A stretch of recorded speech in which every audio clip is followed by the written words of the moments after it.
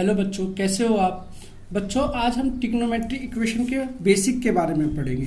तो बच्चों, इसमें दो टर्म होता है, एक होता है प्रिंसिपल सोल्यूशन और एक होता है जनरल सोल्यूशन। तो बच्चों, पहले हम प्रिंसिपल सोल्यूशन पढ़ते हैं, उसके बाद हम जनरल सोल्यूशन पढ़ते हैं। ठीक है बच्चों।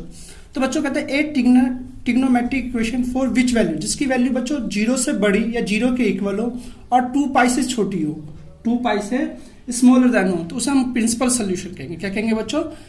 ऐसा इक्वेशन जिसकी वैल्यू 0 और 2 पाई के बीच के अंदर हो, 0 से बड़ी और 2 पाई के अंदर हो, उसे हम प्रिंसिपल सोल्यूशन करते हैं। ठीक है, चलो मैं आपको एक एग्जांपल के द्वारा समझाता हूँ क्या होता है। जैसे मान लो हमें दे रखा है साइन, एक इक्वेशन, इसका हम समझा रहे हैं पहले। ठीक है बच्चों, इस तरीके से यहाँ पे साइन एक्स बराबर बच्चों आपको दे रखा है √3/2, ये दे रखा है। तो आपको रूट के फॉर्मूले तो याद ही होंगे। जैसे ये होता है, मैं बना देता हूँ फिर से।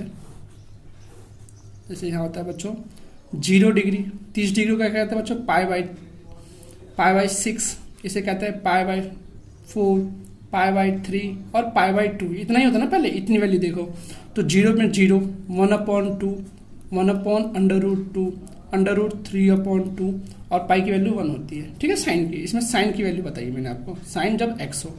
तो बच्चों साइन √3/2 दे रखी है। तो साइन यहाँ देखो, इसका आगे कुछ नहीं होता है, प्लस का होता है। तो हमने ये भी बताया था कि साइन फर्स्ट क्वाड्रेंट में, साइन जो होता है फर्स्ट में प्लस का होता है और साइन सेकंड क्वाड्रेंट में भी प्लस का होता है। तो इसकी सोल्यूशन देखो, √3/2, 0 और 2 पाई के बीच में कौन कौन सी वैल्यू √3/2 होती है। तो मैं लिख सकता हूं बच्चों साइन x, √3/2 किसका मान होता है बच्चों? साइन पहले वाले में, फर्स्ट क्वाड्रेंट में प्लस का होता है ना, तो साइन π/3, तो ऐसे लिख सकता हूँ √3/2, ये लिख सकता हूँ। तो साइन से साइन कट गया, तो x बराबर बच्चों √3/2 हो गया। तो एक वैल्यू तो ये निकल गई।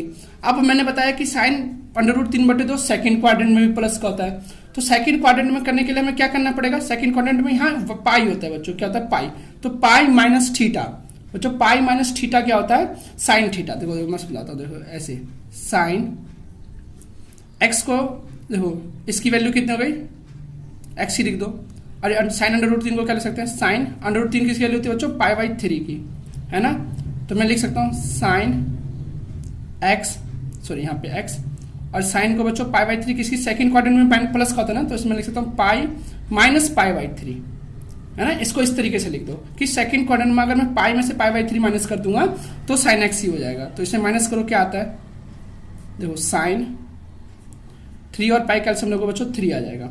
इसके नीचे कुछ नहीं है तो 1 और 3 कैल्सियम 3 हो गया, 3, तो 3 पाई माइनस पाई। तो बच्चों साइन x बराबर आ गया, साइन x बराबर हो गया साइन 2π/3, ये हो गया इसकी सोल्यूशन। तो इसकी प्रिंसिपल सोल्यूशन क्या हो गया बच्चों? देखो प्रिंसिपल सोल्यूशन, TI1। तो इसकी वैल्यू x की क्या क्या आ सकती है? x की वैल्यू √3/2 आ सकती है और √3 नहीं, π/3, इसे π/3 लिखो, इसे π/3 लिखो यहाँ पे, है ना। तो π/3 और 2π/3 ये दोनों वैल्यू पुट कर सकते हैं। ये इसके प्रिंसिपल सोल्यूशन है, क्योंकि साइन x की वैल्यू √3/2 0, यहाँ लिखा था ना, 0 और 2 पाई के बीच सिर्फ x की होती है और 2π/3 की होती है। चलो एक और एग्जाम्पल समझाता हूँ, एक और एग्जाम्पल यहाँ समझाता हूँ आपको। जैसे मान लो हमें दे रखा है tan, देखो tan x बराबर माइनस का 1/√3। अब ये देखना है सबसे पहले, इसे देखते ही देखो यहाँ माइनस है, तो ये देखना है सबसे पहले कि tan माइनस किस किस में होता है। देखो tan माइनस होता है सेकंड क्वाड्रेंट में और फोर्थ क्वाड्रेंट में, इसी में होता है ना, क्योंकि tan इस वाले में क्या होता है? प्लस का होता है, क्योंकि एड स्कूल टू कॉलेज, है ना, एड शुगर टू कॉफी, ऐसे करके भी याद कर लो, 2 होता था। तो सिर्फ tan थीटा पहले में प्लस होता है और इसमें प्लस होता है, इसमें प्लस होता है, इसमें ये माइनस और इसमें ये माइनस, ये ध्यान रखना है कि किस में मानते हैं। तो अब देखो सेकंड क्वाड्रेंट में पहले तो देखो tan x किसकी वैल्यू होती है? रफली मैं आपको यहाँ समझाता हूँ। देखो tan 1/√3 वैल्यू होती है बच्चों tan π/3 की, किसकी वैल्यू होती है? π/3 की, π/6 की, सॉरी 30 की होती है ना वैल्यू। tan √3 किसकी होती है? π/60 की, तो π/60 की वैल्यू होती है। तो मैं लिख सकता हूँ, देखो सेकंड क्वाड्रेंट में tan को माइनस करना, तो मैं लिख सकता हूँ tan x बराबर, इसे लिख दो tan माइनस मैंने बच्चों, तो माइनस में सेकंड क्वाड्रेंट में होता है π/6, ऐसे लिख देना, क्योंकि सेकंड क्वाड्रेंट में tan माइनस का होता है। तो बच्चों tan x बराबर पाई में से पाई बाई 6 गया तो बच्चों क्या बचेगा, यहाँ 6 ले लोगे 1, 6 में से 1 गया तो 5 पाई, क्या बचेगा 5 पाई अपॉन 6, तो 10 से 10 कटेगा, तो x बराबर क्या हो गया बच्चों 5 पाई बाई 6। इस तरीके से एक क्वाड्रेंट हो गया। और एक बार 10 किस में प्लस का होता है, इस वाले में, फोर्थ क्वाड्रेंट में माइनस का होता है। अब उस वाले में फॉर्मूले में ले लो, देखो फोर्थ क्वाड्रेंट में करने के लिए देखो ये याद रखना है कि पाई माइनस में से जो भी क्वाड्रेंट घूमता है ना तो 2 पाई होता है। ऐसे इसमें कर लो कि tan x बराबर और tan 2 pi minus pi by 6, देखो 2 पाई यहाँ होता है ना, 2 पाई यहाँ होता है 0 से, और इसमें से कुछ भी माइनस करोगे तो ये फोर्थ क्वाड्रेंट में ही आएगा। तो ये फॉर्मूला होता है ना कि tan 2 पाई माइनस थीटा, देखो ये फॉर्मूला होता है कि tan, यहाँ लिख दो, tan 2 पाई माइनस थीटा बराबर होता है tan थीटा, ठीक है ना। तो इसको माइनस कर लेते हैं, तो देखो ऐसे ही tan 2 पाई की जगह 2 पाई को सॉल्व कर दो, 12 हो जाएगा बच्चों, ये 12 पाई माइनस का पाई बाई 6 tan x। इसी तरीके से बच्चों करते रहें, तो tan x बराबर क्या होगा बच्चों, 2 पाई से क्या तो tan 11 पाई बाई 6, ठीक है, 10 से 10 कट गया, तो x बराबर क्या होगा बच्चों 11/6 11 पाई। तो इसके दो सोल्यूशन ही निकलेंगे है ना। तो प्रिंसिपल सोल्यूशन कितना आ गया इसके वैल्यू के 2 आ गए, तो हम यहाँ लिख सकते हैं इसके प्रिंसिपल सोल्यूशन हो गए, एक हो गया 5 पाई बाई 6 और एक हो गया 11 पाई बाई 6। अब बच्चों अब हम जनरल सोल्यूशन पढ़ेंगे। देखो जनरल सोल्यूशन क्या होता है कि एक्सप्रेशन इन्वॉल्विंग इंटीजर, अगर किसी देखो जो वैल्यू जो होती है, देखो ये जो वैल्यू होती है, मैं यहाँ से समझाऊँ थोड़ा सा, यहाँ पे देखो जो वैल्यू होती है वो 360 के बाद दोबारा भी घूम सकती है, 720 भी हो सकती है, फिर इसके बाद घुमाओगे तो इस तरीके से वैल्यू घूम सकती है, और माइनस में घुमाओगे तो माइनस में घूमेगी एंटी क्लॉकवाइज, जैसे ऐसे अगर ऐसे गए तो ये माइनस में 2 पाई बाई, तो ये 360 डिग्री से भी ज़्यादा होती है। तो उसको जनरल सोल्यूशन निकालने के लिए जिसमें n इन्वॉल्व हो जाए, मतलब कि इंटीजर्स आ जाए, उसके लिए हम इसका यूज़ करते हैं। देखो प्रिंसिपल सोल्यूशन समझ में आया, अब देखो जनरल सोल्यूशन बहुत अच्छे से समझना है, ठीक है बच्चों, इसको समझना है तभी सवाल समझ में आएगा आपको। बच्चों इसके 2-3 कंडीशन हैं। देखो फर्स्ट कंडीशन कि केस 1 होगा जब 0 बराबर हो, 0 बराबर हो। तो देखो इसे कैसे सॉल्व करेंगे, मान लो हमें दे रखा हो फॉर्मूला है साइन थीटा इक्वल टू 0 दे रखा हो, साइन थीटा इक्वल टू 0 दे रखा है, तो हम थीटा की वैल्यू क्या लिख सकते हैं, साइन 0 किसका मान होता है, साइन 0 मान होता है पाई का या 0 का। साइन 0 तो मान देखो साइन 0 का मान 0 पे होता है और साइन पाई पे होता है, इन दोनों पे तो होता है। तो हम लिख सकते हैं देखो साइन, यहाँ मैं आपको समझाता हूँ, साइन थीटा, साइन 0 का मान साइन 0 ही होता है ना, तो 0 से 0 होता है, तो एक तो थीटा बराबर 0 हो जाएगा, या एक साइन थीटा का मान साइन 0 का मान साइन पाई भी होता है, तो थीटा से थीटा, तो थीटा बराबर हो गया पाई, इस तरीके से। तो ये इसके प्रिंसिपल सोल्यूशन हो गए। अब जनरल सोल्यूशन क्या होगा कि साइन थीटा बराबर हम n पाई कर देंगे, n पाई, n मतलब जितने बार घूमेंगे, जैसे 1 बार कर रहे हैं तो 1 नंबर, 2 बार करेंगे तो 2 नंबर, 3 बार करेंगे तो 3 नंबर। यहाँ लिख दोगे वेयर, यहाँ लिख दोगे वेयर n बिलोंग करेगा z को, z मतलब बच्चों इंटीजर, ये माइनस में भी हो सकते हैं और प्लस में भी हो सकते हैं, ठीक है। केस 1 में अगर मान लो कोस थीटा बराबर 0 है, कोस थीटा बराबर, अब इसे सॉल्व करो बच्चों, कोस 0 का मान कब होता है, कोस 0 का मान होता है कोस पाई बाई 2 में, कोस 90 का ही मान तो 0 होता है।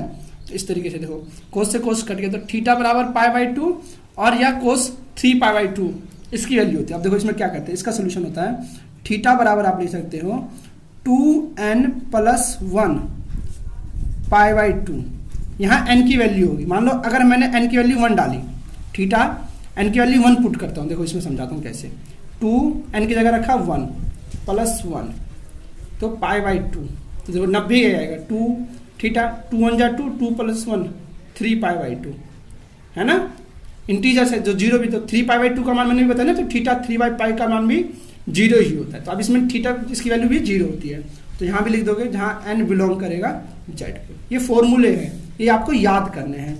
ऐसे अगर tan का आ जाए, tan थीटा बराबर 0, तो tan 0 का मान भी 0 होता है, तो आप थीटा बराबर बच्चों लिख सकते हो n बिलोंग करेगा पाई को, जहाँ n है एक इंटीजर। फर्स्ट कंडीशन ये होगी, जब 0 होगा सिंपल फॉर्मूला आपको यही लगा देना है, ठीक है, ये याद रखना है, आगे काम आएगा आपको। अब मान लो केस 2 कि अगर नोट 0 ना हो, है 0 ना हो, अगर बच्चों आपको गिवन हो कि साइन थीटा बराबर साइन अल्फा की कोई भी वैल्यू है वो जीरो नहीं है। जैसे मान लो जीरो नहीं है, जैसे कुछ भी √3/2 है, कुछ भी वैल्यू है, तो इसे कैसे सॉल्व करेंगे? तो देखो मैं आपको पहले इसका फॉर्मूला लिख देता हूँ, ठीक है।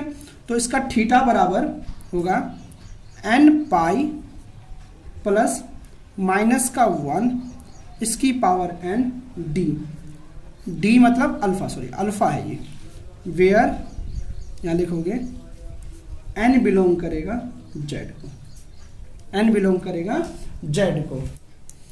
बच्चों इसी तरीके से आपको अगर दिया हो सेकंड नॉन जीरो केस में, ठीक है, कि कोस थीटा बराबर कोस अल्फा, तो बच्चों थीटा बराबर होगा 2n पाई प्लस माइनस का अल्फा, जहां n बिलोंग करेगा बच्चों एक z को, z मतलब इंटीजर्स को, ठीक है। इसी तरीके से आपको थर्ड फॉर्मूला भी देख लेना है आपको बच्चों।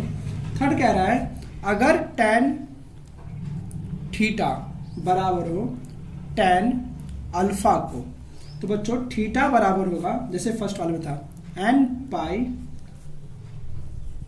प्लस अल्फा, जहां n बिलोंग करेगा z को, ठीक है बच्चों। तो बच्चों 3.4 का पहला क्वेश्चन कह रहा है कि find the principal and general solution. ये दे रखा है कि आपको tan x बराबर √3 दे रखा है।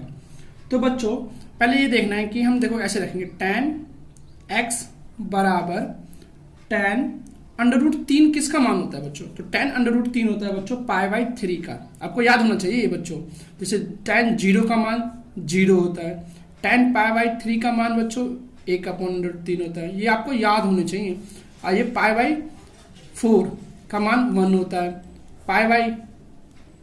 यहाँ π/6 होता है, यहाँ π/3 का मान √3 होता है, और बच्चों sin π/2 का मान इन नॉट डिफाइंड होता है, ठीक है, नॉट डिफाइंड होता है। इस तरीके से वैल्यू होती है बच्चों। तो ये tan π/3 का वैल्यू होता है, ठीक है, इसे छोड़ दो आप, इसको तो सिर्फ आपको याद रखना है। तो tan x बराबर बच्चों tan π/3 है। तो आपने देखा कि बच्चों जो tan x है वो इक्वल टू नॉट जीरो है, tan x equal to not zero. तो पहले मैं इसका जनरल सोल्यूशन निकाल लेता हूँ, फिर मैं आपको प्रिंसिपल सोल्यूशन निकाल के दिखा दूंगा। या तो आप ऐसे करो जैसे मैंने आपको पहले समझाया था कि प्रिंसिपल सोल्यूशन कैसे निकालते हैं। जो tan √3 है बच्चों, चलो आपको प्रिंसिपल सोल्यूशन पहले एक पिछले साल की तरह निकाल के देखो। tan x बराबर tan π/3 है, तो आपको पता है tan कौन कौन से क्वाड्रेंट में प्लस का होता है। तो tan इस वाले क्वाड्रेंट में प्लस का होता है, और tan थर्ड क्वाड्रेंट में प्लस का होता है। किस में प्लस होता है? थर्ड क्वाड्रेंट में। तो बच्चों मैं ऐसे निकाल सकता हूँ, देखो पहले इसे सॉल्व करते हैं। देखो tan एक तो हो गया, tan x बराबर tan π/3, तो tan से tan कट गया, तो x बराबर क्या आ गया बच्चों? π/3, एक सोल्यूशन तो हो गया। और एक tan थर्ड क्वाड्रेंट में प्लस का होता है, तो बच्चों मैं इसमें लिख सकता हूँ tan पाई की जगह क्या लिखूंगा बच्चों? पाई प्लस π/3, क्योंकि थर्ड क्वाड्रेंट में लाना है तो इसमें पाई को प्लस करना पड़ेगा। तो बच्चों tan से tan कट गया, तो इसको अगर मैं एलसीएम लूं बच्चों तो ये 4 π/3 आ जाएगा। तो इसकी प्रिंसिपल सोल्यूशन ऐसे भी निकाल सकते हो, प्रिंसिपल सोल्यूशन, ठीक है। तो इसका प्रिंसिपल सोल्यूशन बच्चों इसके बीच का मान 2 ही होगा, π/3 और 4 π/3, इसका प्रिंसिपल सोल्यूशन हो गया, ठीक है। अब हम वैल्यू इसमें पुट करते हैं। पहले बच्चों क्या, पहले हम आप देखो इसको जनरल सोल्यूशन निकालते हैं। तो जनरल सोल्यूशन के लिए क्या दे रखा है बच्चों कि आपको tan x बराबर tan π/3 दे रखा है। तो ये नॉन जीरो वाला है, क्या बच्चों? Non zero. तो नॉन जीरो होता है तो बच्चों क्या फॉर्मूला बताया था मैंने कि x बराबर, x मतलब अल्फा बराबर, थीटा बराबर n पाई प्लस π/3। अल्फा क्या है बच्चों?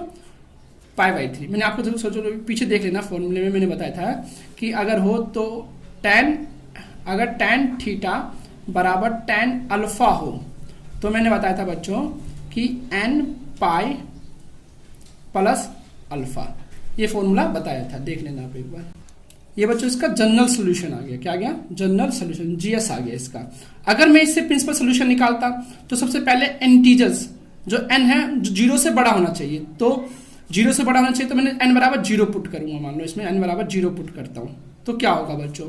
x की जगह 0 मल्टीप्लाई पाई प्लस π/3, तो x बराबर क्या हो गया बच्चों? 0 की मल्टीप्लाई करूंगा तो π/3 इसका मान होता है। और ऐसे ही बच्चों n बराबर 1 पुट करता हूँ, 1 पुट करता हूँ, तो बच्चों क्या आएगा, x बराबर 0 इंटू 1 प्लस पाई बाई 3। तो 0 की मल्टीप्लाई 1 से करूँगा तो बच्चों, सॉरी गलती हो गई, n की जगह 1 करना है और ये पाई है, तो 1 और पाई की मल्टीप्लाई पाई बाई 3, तो इसकी वैल्यू क्या आ जाएगी बच्चों, 4 पाई बाई 3। इसी तरीके से बच्चों अगर मैं 2 पुट करके देखता हूँ, अगर मैं मान लो n बराबर 2 पुट करता हूँ, तो 2 पुट करूँगा तो देखो क्या आएगा, हमने तो x बराबर n की जगह 2 पाई प्लस पाई बाई 3, तो इसको प्लस करता हूँ तो बच्चों इसके नीचे कुछ नहीं है, तो 3 टू जा 6 pi plus pi by 3 upon में 7 पाई बाई 3, ये आएगा वैल्यू। अब देखो 7 इंटू पाई की वैल्यू कितनी होती है, 180। मैंने बताया था कि जो प्रिंसिपल सोल्यूशन होता है वो सिर्फ 360 के बीच में ही होता है, तो 3 से इसको डिवाइड करो तो 6 टी बार में मुझे 420 आ जाएगा, तो ये इसका प्रिंसिपल सोल्यूशन क्योंकि नहीं, क्योंकि प्रिंसिपल सोल्यूशन बच्चों 360 डिग्री तक ही होता है, तो इसका प्रिंसिपल सोल्यूशन ऐसे भी आप निकाल सकते हो। मैंने आपको दोनों तरीके बता दिए हैं, अब जिससे भी आपको आसानी लगे। तो इसकी प्रिंसिपल सोल्यूशन क्या होगी बच्चों, एक बार पाई बाई 3 और एक बार 4 पाई बाई 3, ये इसका आंसर हो गया। ठीक है, ये 420 डिग्री होगा ना, इसलिए मैं वैल्यू सिर्फ 1 तक ही पुट करूंगा। ठीक है बच्चों, अब नेक्स्ट क्वेश्चन करते हैं। तो बच्चों सेकंड क्वेश्चन कह रहा है कि sec x बराबर 2 हो, क्या हो, 2 हो, और अभी तक आपने 2 का sec का तो पढ़ा भी नहीं है, तो हम बच्चों sec को ऐसा लिख सकते हैं, उसका उल्टा कर देते, तो sec को 1/sec कर देते हैं, इसका रेसिप्रोकल कर देते हैं, और 2 का बच्चों 1/2 कर देते हैं।